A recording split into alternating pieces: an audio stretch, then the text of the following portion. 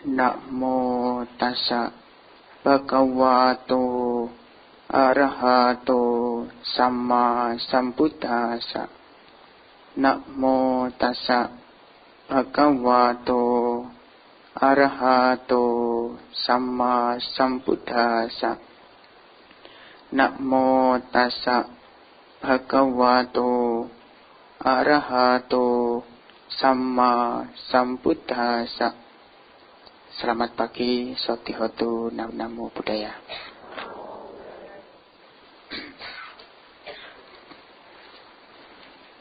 Ya, pemimpin puja bakti yang saya hormati, ya, para bapak ibu, saudara-saudari sedama yang berbahagia, merupakan sebuah kesempatan yang baik sekali. Karena pada kesempatan pagi hari ini saya di sini memiliki sebuah kesempatan di mana kesempatan ini adalah kesempatan untuk memberikan dhamma kepada Bapak Ibu serta saudara-saudari sedama. Nah, pada kesempatan pagi hari ini di sini saya akan mengulang mengenai peran Sangwega untuk praktik dhamma. Ya, jadi pada kesempatan kali ini kita akan membahas mengenai Sangwega. Lalu apakah Sangwega itu? Sangwega berasal dari kata sang dan wit yang artinya kemendesakan, agitasi, kekhawatiran, ketakutan, banyak sekali artinya dan diartikan cukup luas Sangwega itu sendiri. Nah, namun di sini saya akan membahas di mana Sangwega ini adalah yang menyangkut mengenai yang membawa pada kemajuan di dalam batin seseorang. Ya, tentunya dengan pemahaman terhadap dhamma.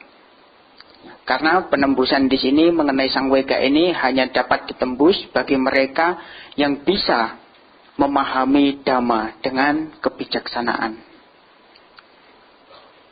Ya, tentunya di dalam pembahasan mengenai Sangwega ini, di mana dalam hal ini juga berkaitan dengan keyakinan, yang dimana dari munculnya keyakinan di dalam diri seseorang menumbuhkan semangat untuk mempraktikkan dhamma itu sendiri. Dengan adanya semangat inilah, maka seseorang di sini akan selalu tergerak batinnya, ia akan selalu terdorong, selalu ingin mempraktikkan dhamma secara terus-menerus. Jadi peran Sangwega ini di dalam mempraktikkan dhamma itu sendiri sangat penting sekali. Jadi kita hendaknya bisa menumbuhkan Sangwega. Ya, jadi Sangwega itu sangat penting sekali apabila kita ingin mempraktikkan dhamma. Dengan adanya Sangwega itu, maka ketika kita mempraktikkan dhamma akan penuh dengan semangat. Tidak ada rasa malas di dalam mempraktikkan dhamma, ataupun keengganan di dalam mempraktikkan dhamma. Nah, jadi para Bapak Ibu, di sini ada beberapa hal yang nanti akan saya bahas di sini mengenai bagaimana munculnya Sangwega ini.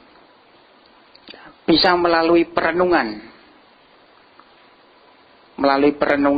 melalui pemahaman, dan selain itu juga di sini karena mengerti dhamma atau dengan mendengarkan dhamma ini juga bisa menumbuhkan Sangwega. Maka oleh sebab itu di dalam hal ini ketika mendengarkan dhamma, dengarkan dhamma itu dengan sungguh-sungguh. Kemudian arahkan dhamma itu sendiri ke dalam batin masing-masing. Nah, dengan demikian, maka hal ini bisa menumbuhkan sangwega. Karena apabila orang hanya mendengar tetapi tidak mengarahkan apa yang ia dengar ke dalam batinnya, maka seseorang ini tidak akan bisa tumbuh sangweganya atau ketergugahan batinnya, ada ketertarikan atau munculnya emosi spiritual yang ada di dalam batin. Jadi ketika mendengarkan dhamma, belajar dhamma, pahami dengan kebijaksanaan, arahkan ke dalam batin, direnungkan. Karena Sang Buddha sendiri menyarankan kepada kita semua, ketika Anda belajar dhamma, yang kedua Anda harus merenungkan dhamma itu sendiri. Apakah baik bagi saya, membawa kemajuan bagi saya ataukah tidak. Kemudian setelah belajar merenungkan, kemudian di sini Anda mendiskusikan dhamma itu sendiri. Setelah mendiskusikan, maka di sini Anda akan tidak salah di dalam memahami dhamma itu sendiri, sehingga di sini Anda bisa memiliki pemahaman yang benar. Kemudian setelah mendiskusikan, Anda mempraktikkan dhamma yang sudah Anda pelajari, Anda renungkan, Anda diskusikan, Anda praktikkan. Sehingga Anda di sini akan benar-benar bisa mengetahui apakah bermanfaat atau tidak. Karena tanpa sebuah praktik, itu akan mustahil bagi mereka untuk benar-benar mengetahui dengan nyata, dengan sebenar-benarnya. Jadi praktik itu sangatlah penting sekali, dan hal ini sangat ditekankan sekali. Selanjutnya yang kelima adalah Anda hendaknya juga setelah bisa melewati keempat hal ini, Anda di sini yang terakhir adalah bisa mengajarkan dhamma itu sendiri. Jadi Anda membagikan pengetahuan yang sudah Anda miliki, yang Anda sudah realisasi secara langsung. Setidaknya sebelum Anda merealisasinya, Anda sudah bisa mempraktikannya. Nah, jadi setelah itu maka di sini Anda bisa untuk mengajarkan dhamma itu sendiri. Ini yang Sang Buddha katakan, ada 5 hal ini. Nah, di sini para Bapak Ibu, di mana kita untuk menumbuhkan sangwega ini, di sini seseorang bisa melalui perenungan-perenungan. Dengan seseorang merenungkan, maka seseorang di sini bisa menumbuhkan sangwega di dalam dirinya. Ya, tentunya hal ini dengan seseorang tadi seperti yang disebutkan nomor 2, seseorang hendaknya merenungkan. Nah, berarti ada keterkaitan di mana seseorang di sini bisa merenungkan ya tentunya merenungkan dhamma. Sebagai contohnya adalah dengan merenungkan anicca. Anicca di sini adalah merenungkan ketidakkekalan itu sendiri. Yang dimana apabila seseorang di sini mau merenungkan mengenai hukum dari anicca itu sendiri, maka seseorang di sini akan bisa mencapai pada penembusan dhamma itu sendiri.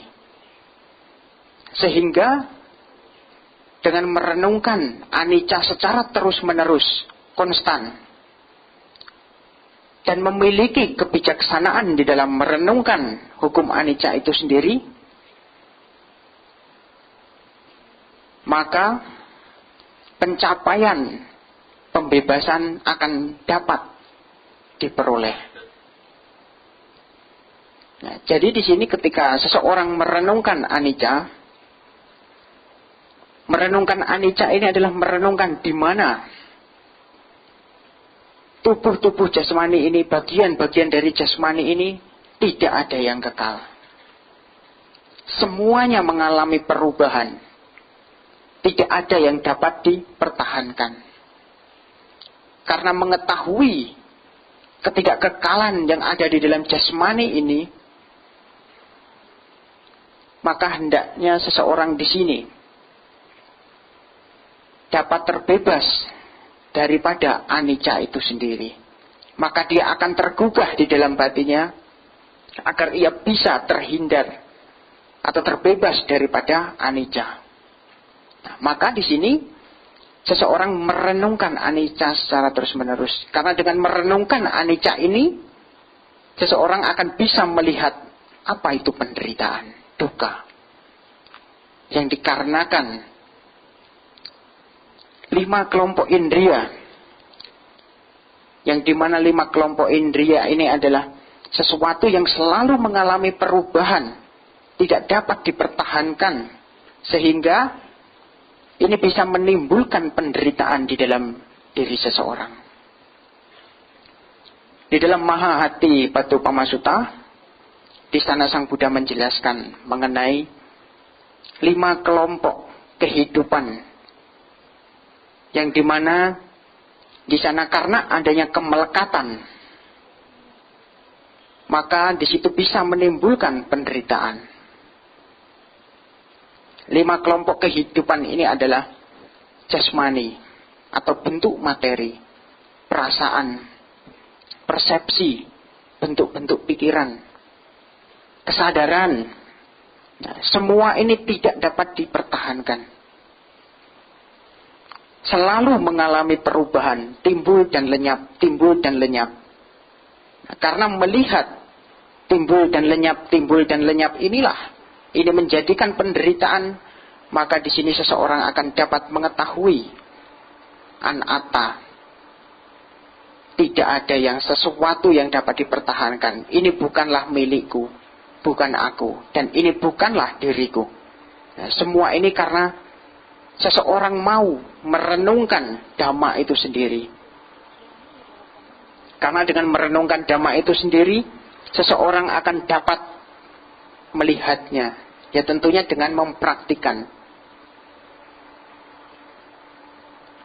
Tidak hanya itu para Bapak Ibu serta saudara-saudari sedama yang berbahagia.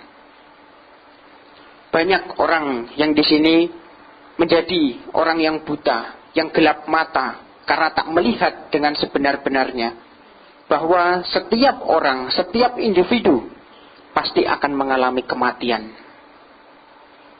Mereka tidak melihat bahaya-bahaya yang ditimbulkan daripada kematian itu sendiri. Sehingga mereka lengah. Mereka tidak waspada. Mereka tidak sadar akan hal itu.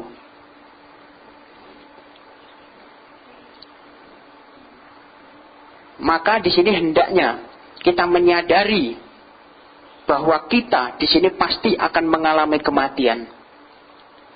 Maka kita di sini bisa merenungkan di dalam diri kita. Merenungkan bahwa mungkin hari ini atau esok saya akan mengalami kematian. Kematian mungkin akan datang kepada saya. Kita tidak tahu kapan akan kematian itu datang. Lalu apa yang sudah kita lakukan? Sudahkah melakukan hal-hal yang bermanfaat, yang berguna bagi diri kita sendiri, yang nantinya akan menjadi penolong bagi diri kita sendiri, yang menjadi pelindung bagi diri kita sendiri?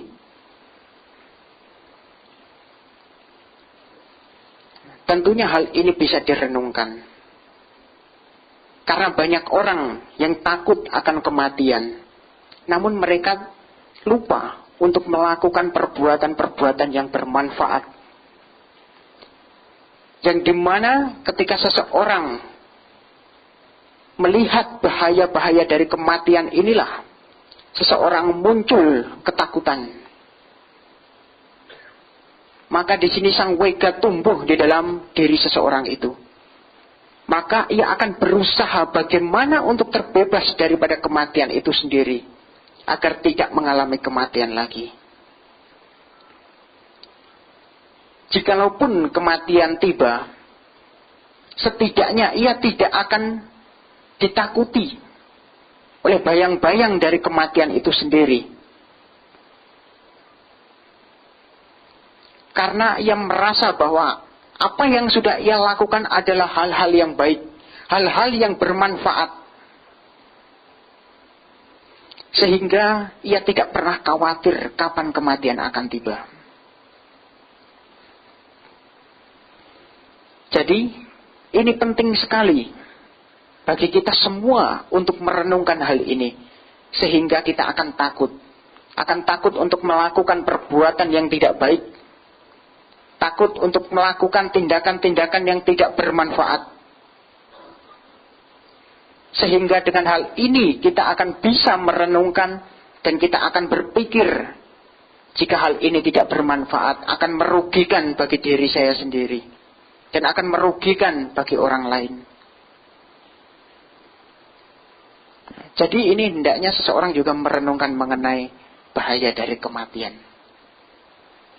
Tidak hanya itu, Sang Buddha memberikan banyak-banyak kisah di dalam kisah-kisah, baik itu di dalam Dhammapada atau ada juga di dalam Jataka.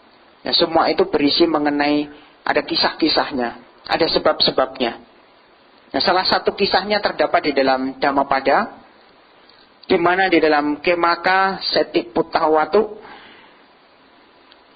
di sana Sang Buddha menjelaskan kepada Kemaka mengenai bahaya-bahaya daripada perbuatan buruk yang disebabkan karena perbuatan asusila. Dengan menjelaskan bahaya-bahaya dari perbuatan buruk yang dilakukan ini, bahwa hidupnya tidak akan tenang. Kehidupannya akan selalu dipenuhi dengan kegelisahan, kekhawatiran, ketakutan. Selain itu juga namanya pun juga menjadi nama yang tercela. Apabila di kehidupan yang akan datang, Kemaka ini terlahir kembali menjadi seorang manusia, maka ia akan terlahir sebagai manusia yang rendah apabila ia terus melakukan perbuatan asusila. Dengan mendengarkan uraian Dhamma yang sudah dijelaskan oleh Sang Buddha ini mengenai bahaya-bahaya daripada perbuatan buruk yang dilakukan melalui perbuatan asusila, Kemaka pada waktu itu mencapai tingkat kesucian Sotapati, tingkat kesucian yang pertama. Seseorang bisa mendengarkan Dhamma, begitu mendengarkan langsung bisa mencapai penembusan. Karena apa? Karena merenungkan Dhamma itu, melihat Dhamma itu dengan sebenar-benarnya.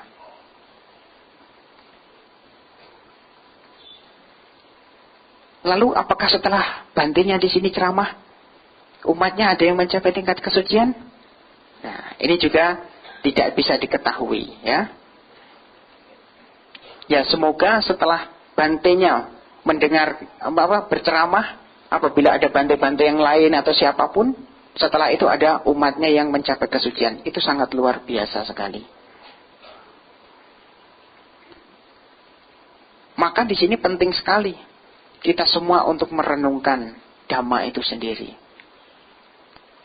Ya, karena Kemaka di sini melihat bahaya-bahaya itu, dia merenungkan, mengarahkan apa yang sudah diajarkan oleh Sang Buddha ini ke dalam batinnya, sehingga ia bisa mencapai tingkat kesucian.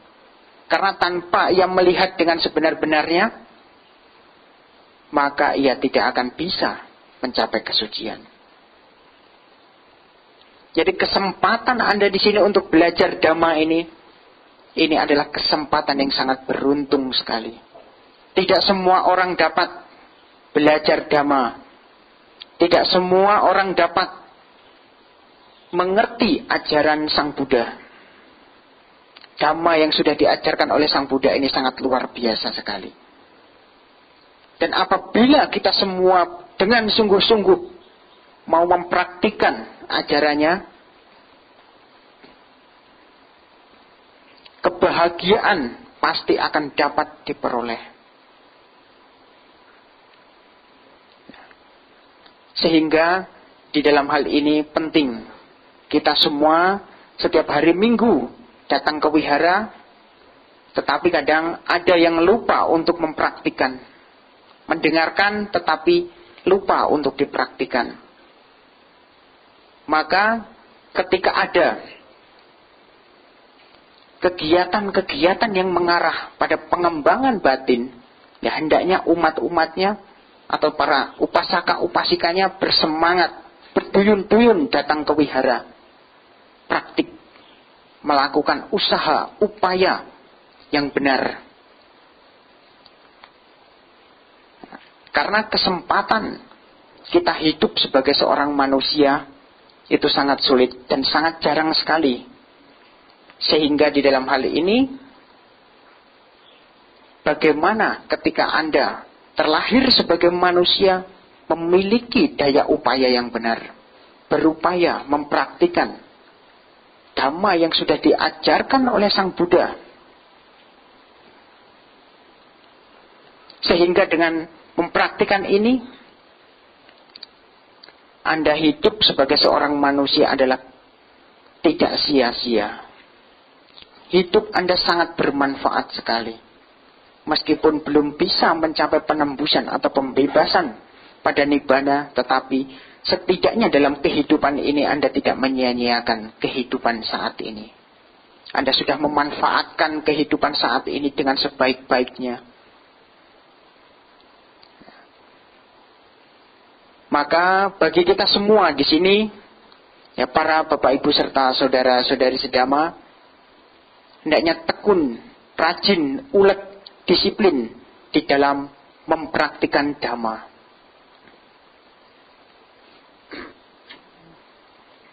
Nah, para Bapak Ibu serta saudara-saudari sedama yang berbahagia, di mana di dalam hal ini juga Sang Buddha memberikan sebuah perumpamaan yang dimana dikarenakan rasa takut yang begitu luar biasa, maka seseorang akan bisa tumbuh sangwega di dalam dirinya. Saya berikan contoh dulu.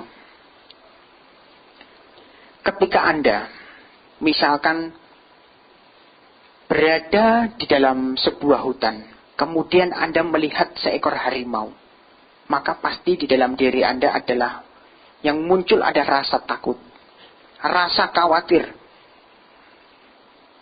di mana Anda secara spontan begitu melihat harimau tersebut,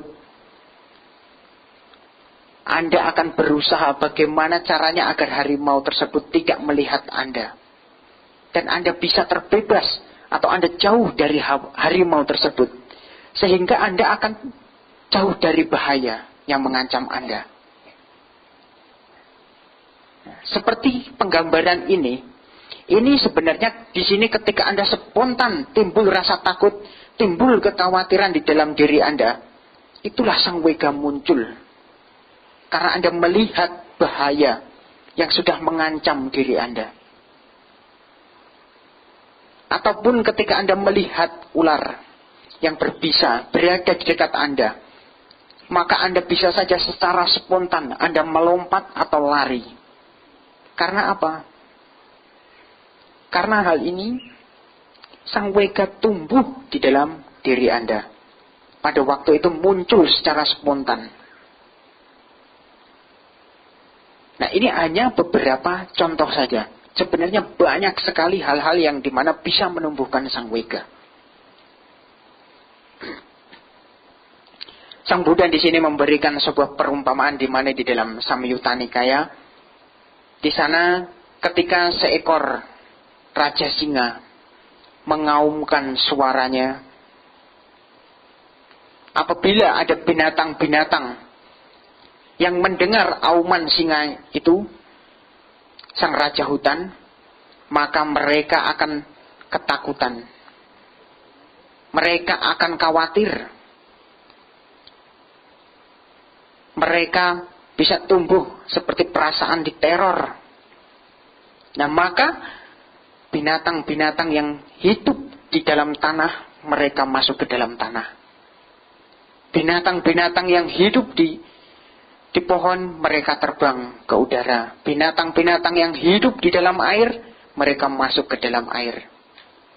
Bahkan gajah yang diikat Mereka karena ketakutan, mereka memberontak hingga melepaskan tali-talinya atau pengikatnya hingga tercerai-berai.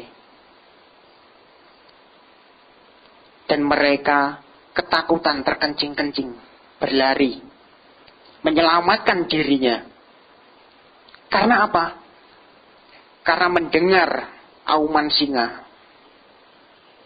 Mendengar bahaya yang muncul pada waktu itu. Karena ketika singa mengaum, maka dia sudah bangun dari tidurnya dan bersiap-siap untuk mencari mangsa.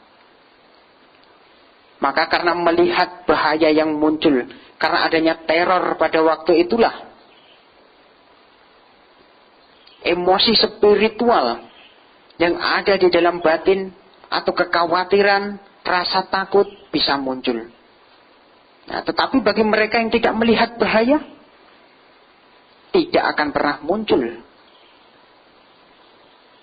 di dalam batinnya rasa takut, kekhawatiran, ataupun emosi spiritual yang ada di dalam dirinya. Karena ia tidak melihat bahaya. Ia tidak melihat penderitaan yang muncul.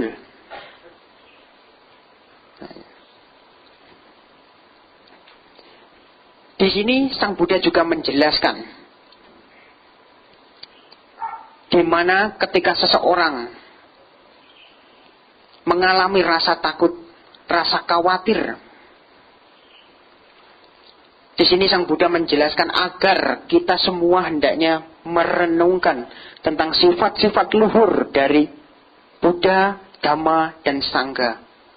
Sehingga dengan kita merenungkan sifat-sifat luhur dari Buddha, Dhamma, dan Sangha, rasa takut, teror, atau apapun itu bisa hilang. Bahkan hal ini ketika Anda berada dimanapun, Anda bisa merenungkan hal ini. Misalkan saja Anda takut berada di rumah sendiri, atau berada di suatu tempat sendiri, Anda renungkan sifat-sifat luhur Buddha, Dhamma, dan Sangha. Sehingga Anda akan menjadi tenang, Anda akan menjadi tidak takut, tidak khawatir. Karena di dalam diri Anda sudah merasa tenang. Bahkan ketika seseorang, ketika akan menjelang kematian, itu pun juga akan sangat baik sekali apabila bisa merenungkan sifat-sifat luhur Buddha. Tidak hanya itu, bahkan di dalam beberapa cerita atau kisah-kisah, di mana pada zaman dulu, agar para raja itu tidak takut ketika akan menjelang kematian, maka menterinya ini mencatat kebaikan-kebaikan yang sudah dilakukan oleh raja itu. Kemudian saat akan menjelang kematian tiba, menterinya ini membisikkan kepada rajanya mengenai perbuatan-perbuatan baik yang sudah ia lakukan. Sehingga dengan mengingat kembali kebaikan-kebaikan yang sudah dilakukannya itu, maka raja ini tidak khawatir dan dia muncul bahagia kembali. Karena tidak takut akan kematian yang datang. Karena ia ingat perbuatan baik yang telah ia lakukan. Perbuatan-perbuatan mulia yang telah ia lakukan. Sehingga dengan mengingat perbuatan-perbuatan baik ini, tentu di dalam pikirannya yang ada hanyalah bahagia, perasaan bahagia. Nah, jadi sangat penting sekali bagi kita semua untuk selalu mengingat perbuatan-perbuatan baik yang pernah dilakukan.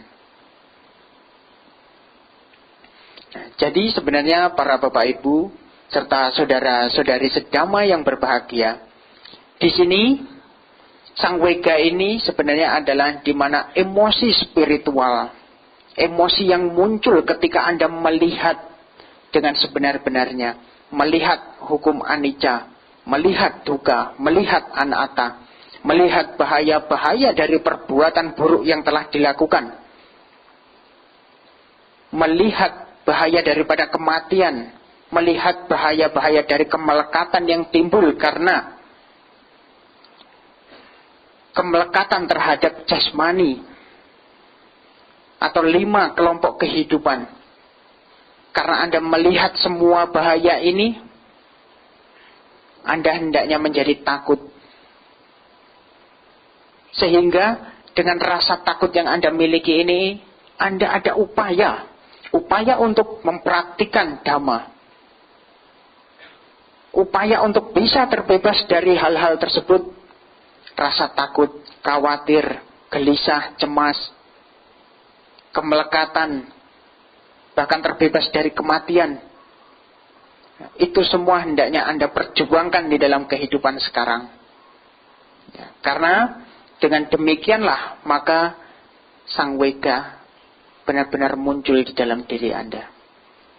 Kemudian setelah misalkan pulang dari wihara, tidak pernah mau datang lagi. Nah, berarti memang pengertian masih kurang di dalam memahami Dhamma itu sendiri. Karena ketika Anda datang ke wihara, Anda memiliki kesempatan untuk bisa mempraktikkan Dhamma. Setidaknya Anda datang ke wihara, duduk meditasi. Walaupun hanya sejenak, tetapi di sini Anda bisa setidaknya sebentar mempraktikkan meditasi, mengembangkan perhatian.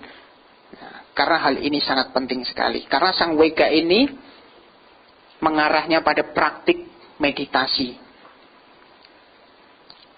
Karena ketika seseorang duduk diam dengan merenungkan Dhamma, maka di sini seseorang akan dapat melihat Dhamma. Jadi praktiknya adalah dengan bermeditasi. Dan di dalam hal ini, semangat yang muncul ketika seseorang bermeditasi karena memiliki pemahaman-pemahaman, itulah yang disebut Sangwega. Anda menjadi muncul semangat. Setelah adanya semangat di sini, maka kegiuran itu bisa muncul di dalam diri Anda. Sehingga praktik yang secara terus-menerus akan selalu Anda idam-idamkan, Anda inginkan, Anda ingin terus praktik. Nah, barulah di situ Anda akan benar-benar bisa lebih intensif lagi, sehingga dengan seseorang di sini bisa mendengarkan Dhamma secara terus-menerus, mengarahkannya ke dalam batin, maka Anda akan muncul di dalam batin Anda keyakinan. Dengan adanya keyakinan, maka wirya tumbuh, semangat untuk mempraktikkan. Dengan praktik terus-menerus, di sini muncullah kegiuran, titik. Dengan kegiuran ini, maka Anda di sini akan bisa mengembangkan secara terus-menerus atau mengembangkan hal-hal lain dan mengarah pada pembebasan. Nah, jadi inilah sebenarnya tujuan dari Sangwega ini dimunculkan, untuk menambah semangat, untuk memunculkan keinginan untuk mempraktikkan Dhamma itu secara terus-menerus. Ya, jadi semoga kita di sini semakin maju di dalam Dhamma. Ya, semoga apa yang disampaikan ini bisa membawa kemajuan di dalam batin kita. Saya akhiri, Sabbisata Bhavantu Sukhitata. Semoga semua makhluk hidup berbahagia. Sadu, sadu, sadu.